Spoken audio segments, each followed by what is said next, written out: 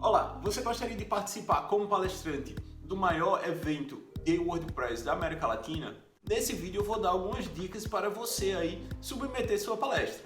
Então nessa semana eu li um post do Rafael Funchal com dicas sobre enviar uma palestra para WordPress. Esse post está também aí um ponto muito importante, o deadline é dia 11 de agosto, então se você ainda não submeteu sua palestra e quer submeter, então não perca tempo. E agora eu vou começar a enumerar algumas dicas. Quando eu comecei minha jornada dentro de WordCamps, foi o primeiro WordCamp que eu atendi, foi em São Paulo, por isso que é tão especial para mim. Nele eu fui como voluntário e lá eu conheci pessoas que eu tenho contato até hoje. E lá também eu comecei toda essa jornada dentro de WordCamps. Então, o WordCamp é um evento muito especial, para você entender o background de um WordCamp. Se você nunca foi atender um WordCamp, a comunidade do WordCamp ela é muito vasta. E ela tem várias tribos dentro da mesma comunidade. Então, a gente vai encontrar aí tribo de DevOps, tribo de desenvolvedores back-end, a tribo dos front-ends, que é a parte que eu faço parte, então eu gosto muito de falar sobre front-end, então geralmente todas as minhas palestras dentro do WordCamp são sobre front-end. Também tem a parte do pessoal de marketing, de conteúdo, de vídeo, fotografia, música, porque o WordPress ele é uma plataforma que ele está presente mais de 1/3 da web, então o número de usuários é muito grande. Então o WordCamp é um evento para usuários e para desenvolvedores. Então não necessariamente você vai para o WordCamp, você precisa saber programar para falar sobre o WordPress. Então quando você submete uma palestra tem que ser algo interessante para você, como o WordPress transformou sua vida ou algo importante que você fez, você acha importante, que você gosta, você tem paixão sobre aquilo. Quando você escolher um assunto, você precisa ter paixão sobre aquele assunto. Por quê? Porque você vai ter paixão, você vai ter dedicação sobre falar sobre aquele assunto.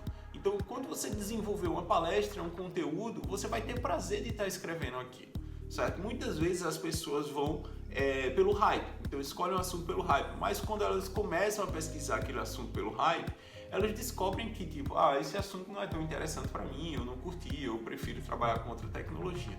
Mas então a dica número 1, escolha uma paixão e desenvolva um assunto sobre aquela paixão que você tem, ok? Eu acho que eu falei uma dica anterior também, que você não precisa saber desenvolver, você não precisa saber programar, você só precisa compartilhar uma história relacionada com o WordPress. Então pode ser, eu criei meu e-commerce, eu criei um produto novo e o WordPress ajudou a eu desenvolver esse produto e entregar com agilidade um e-commerce, por exemplo.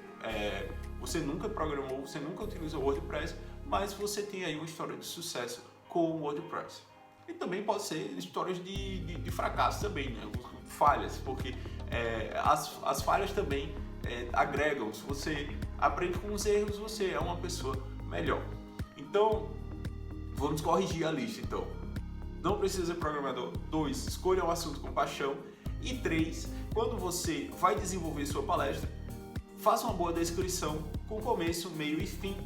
E dentro desse fluxo de começo, meio e fim, o que você deve fazer é ache 5 coisas que quem assistir sua palestra vai levar da sua palestra e tenha ênfase nessa descrição. Por exemplo, eu vou falar sobre Gutenberg. Então, dentro do Gutenberg, eu vou explicar a teoria. Então, quem assistir minha palestra vai entender a teoria por trás do Gutenberg, vai entender como criar os tipos de blocos, como criar os blocos com o React, entender quais são as interações que você tem entre blocos estáticos, dinâmicos. Então eu tenho que fazer toda essa descrição. Então esses são os takeaways da minha palestra. Então a introdução, como trabalhar com aquele assunto e exemplos práticos. Então nesses 3 itens aí eu posso quebrar em mais takeaways. Por exemplo, como eu consigo implementar um bloco, Web Components. Então esse é um takeaway da minha palestra. Então vale eu descrever esse assunto bem. Então essa é a minha dica número 3. Uma coisa que eu aprendi esse ano, que eu acho que me ajuda muito, é quando você descrever sua palestra, tente resumir aquela descrição em 6 palavras. Isso é um exercício muito bom. Porque quando você vai submeter uma palestra, você pensa primeiro no título. Mas eu acho que o mais importante é você descrever o conteúdo. E depois que você descrever o conteúdo, para você descrever o título, tente descrever sua palestra em 6 palavras. Isso é um exercício muito bom, eu aprendi esse ano. Eu sempre tive títulos horríveis nas minhas palestras, porque sempre era muito difícil. Sempre quando eu pedia ajuda para alguém, eu sempre achava algo muito melhor. Mas por conta disso, né? Por conta que a pessoa que lia, ela tentava descrever a sua palestra. E se você começasse pelo caminho inverso, através do título, descrever sua palestra e depois montar a descrição, pode ser que a descrição não tenha nada a ver com o seu título. Então, o ideal, faça a descrição primeiro e o título depois. E tente descrever sua palestra em 6 palavras, como se fosse uma chamada, aprenda em 3 dias a programar em WordPress. Então são essas coisas que chamam a atenção. E essa descrição, ela tem que se entregar também, né? Também a gente tem que ter um cuidado aí nesse título, para ele não aumentar a expectativa, né? Você controlar a expectativa de quem está assistindo. A dica número 4 é: tente explicar a sua palestra para uma pessoa não técnica. Sempre chamo a Rose para fazer a explicação da minha palestra. Ela não é técnica e eu acho que isso ajuda bastante, porque quando você tenta explicar para uma pessoa não técnica, você vai achar aí suas palavras-chave, seus takeaways, e também um ponto muito importante que, por conta do WordPress ter várias tribos, o público do WordPress ele é bem geral. Então você não vai estar falando somente para front-ends, você está falando para back-ends, você está falando para criadores de conteúdo, jornalistas e músicos. Então, se você for muito técnico, com muita paixão sobre aquele assunto, você vai estar entregando para um grupo muito específico, e você precisa entregar para uma vasta plateia. Então você tem que atender a todo mundo. Então isso é o ponto importante. Você tem que atender as expectativas. Quem está no entendimento zero de programação, mas não precisa ser tão assim, mas você pode também especificar: gente, minha palestra, você precisa ter um entendimento de programação, ou você precisa entender HTML, JavaScript, CSS. Então esses são os requisitos da minha palestra, e deixar isso claro na descrição. Okay? Porque muitas vezes a pessoa vê, Gutenberg, então eu vou assistir a palestra do Felipe sobre o Gutenberg. Mas se eu não especificar isso, ela vai na expectativa de que eu vou chegar lá no editor e vou ficar criando conteúdo utilizando os blocos. Mas na minha descrição eu preciso falar isso, como criar e desenvolver esses temas. Você vai precisar dos pré-requisitos que eu estou listando aqui. Mas se você explicar a sua palestra para alguém não técnico e levar por esse caminho também, você vai tanto atender as pessoas que não têm aquele conhecimento somente como usuário, e também você vai entregar para quem é desenvolvedor. Então, isso não é obrigatório, mas eu acho que sempre funciona bem quando eu palestro. E eu uso essas duas pontos. Eu começo com a descrição geral e eu entro na parte da programação no final. Com isso, né, eu atendo aí as expectativas de todo esse grupo. Porque muitas vezes tem pessoas que são curiosas, elas querem saber sobre aquele assunto também.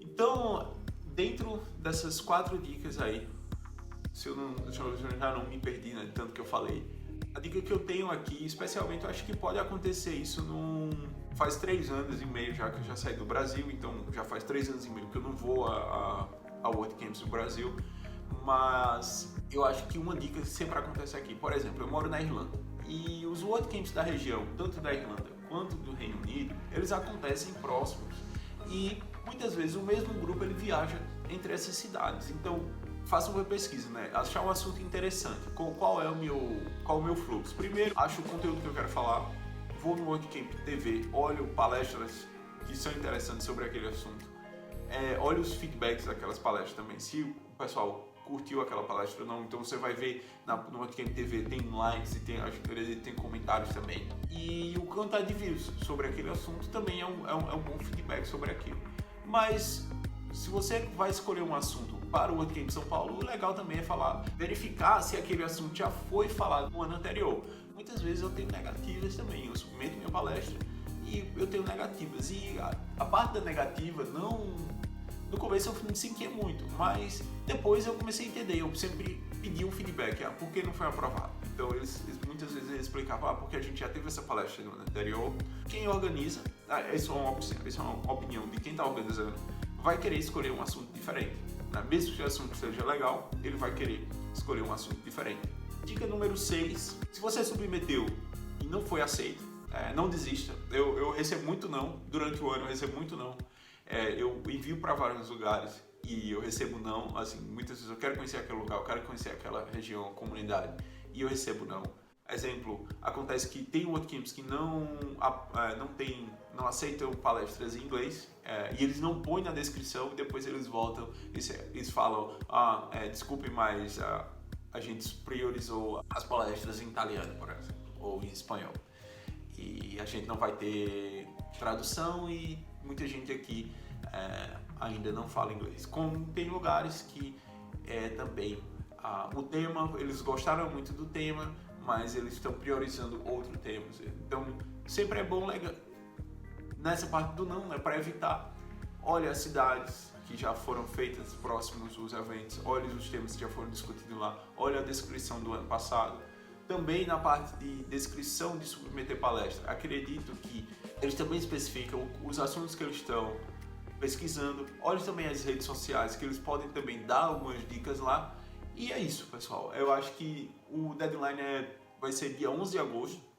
Se você está afim de mandar, pode mandar sua palestra. Eu acho que a comunidade do WordPress ela é muito receptiva.